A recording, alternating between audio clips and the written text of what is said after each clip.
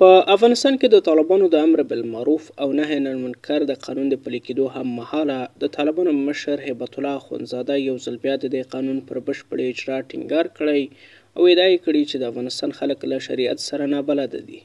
د هغې خبرپاڼې له مخې چې د طالبانو تر ادارې لاندې ارګ خپره کړې، د طالبانو مشر په کندهار کې د دې ولایت د عالمانو او د جوماتونو د ملا امامانو سره په ناسته کې ویلي چې د افغانستان د پخواني نظامونو پر مهال غیر اسلامي موضوعاتو پراختیا ومونده او خلک له دین سره بیګانه شول. هیبت الله ټینګار کړی چې پخوانیو نظامونو د خلکو افکار خراب کړي وو او اوس افغانان له شریعت سره د نابلدۍ احساس کوي. د طالبانو د مشر د دغو څرګندونو په غبرګون کې بیا یو شمېر دیني عالمان وایي چې د افغانستان خلک مسلمانان دي او د شریعت د تطبیق په اړه هیڅکله هم کوم اختلاف نه و. مردم افغانستان مسلمانند و تطبیق شریعت اسلامی به گونه درست در افغانستان هیچ وقت محل نزاع و اختلاف نبوده است. اما اگر گروهی بیاید و بعضی از ذوق و سلیقه خاص خود را به نام شریعت بر مردم افغانستان تطبیق بکند، طبعا در این صورت ممکن است با آن مخالفت صورت بگیرد. اما در کل مردم افغانستان با شریعت اسلامی و تطبیق شریعت و احکام اسلام مشکل ندارند، بلکه برای تطبیق اسلام و ارزش‌های اسلام و آوردن نظام اسلامی قربانی‌های فراوان دادند. ورته مهال طالبان د هغه څه په اړه چې دوی شریعت بولي او پر تطبیق یې ټینګار کوي د خپلو سیاستونو په یوه برخه کې له شپږم ټولګي پورته د نجونو پر زده کړو بندیز لګولی او ښځې یې له کار کولو هم محرومې کړي دي. یو شمېر ښځې او نجونې د طالبانو دغو سیاستونو محدودیتونو ته په اشارې سره وایي چې پر دوی شته بندیزونه د طالبانو د مشر له لوري د شریعت له تفسیر سره تړاو لري.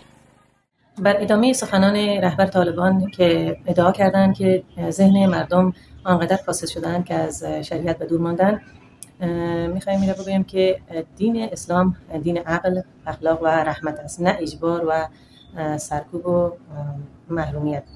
اگر ما یک زن و دختر تحصیل کرده نداشته باشیم، چگونه میتوانیم که یک فرزند تحصیل کرده به جامعه تقدیم کنیم؟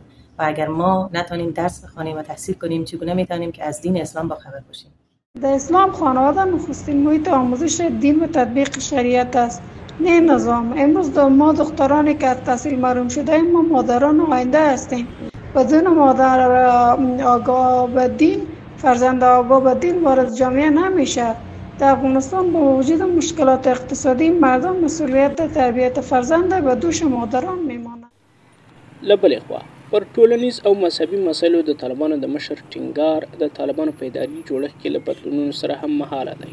د طالبانو په حکومتي جوړښت کې وروستي بدلونونه ښیي چې د هیبت الله اخندزاده تر مشرۍ لاندې د دوی نظام له طالب پرته نورې څیرې نه مني او د شنونکو په وینا په حکومتي بنسټونو کې د اشخاصو ډیری ګمارنه د دوی نظام ته د وفادارۍ له امله ترسره کیږي او د تخصص او تجربې له مخې نه دي. د بیلګې په توګه تازه ملا بخت الرحمن شرافت چې د طالبانو د عامه روغتیا وزارت پخوانی مرستیال و، د دوی لخوا د آریانا افغان هوایي شرکت د رئیس په توګه ټاکل شوی دی. دا په داسې حال کې ده چې تېره اونۍ د طالبانو مشر د دیني عالمانو سره په لیدنه کې ټینګار کړی و چې په تېرو 20 کلونو کې د خلکو دینداري بدله شوې او غوښتنه یې کړې وه چې خلک دې د هغه له احکامو او فرمانونو بشپړ اطاعت وکړي.